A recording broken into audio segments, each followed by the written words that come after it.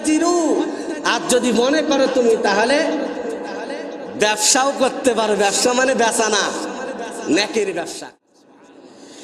কিন্তু যখন ফুতুহাত বেশি হয়ে গেল, আল্লাহ রাব্বুল আলামিন মুসলমানদেরকে বিজয় দান করলেন। মুসলমানরা যখন রোম পারস্যের বিজয় করে ফেললো, যেখানে যায় সেখানে মুসলমানদের রাজত্ব, গনিমতের মাল পায় মুসলমানেরা, আল্লাহ রাব্বুল আলামিন তাদেরকে ধনী বানায় দিলেন।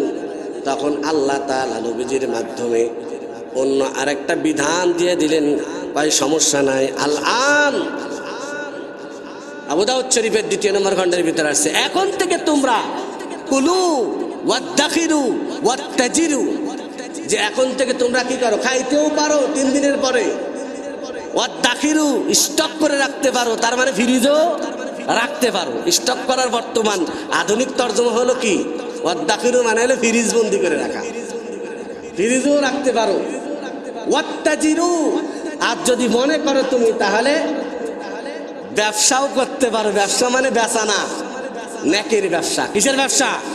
মানে ওয়াতাসাদ্দাকু, অন্য বর্ণনা আসছে ওয়াত্তাজিরু আই তাসাদ্দাকু, তোমরা বাকিটা কি করতে পারো, সদকাও করে দিতে পারো।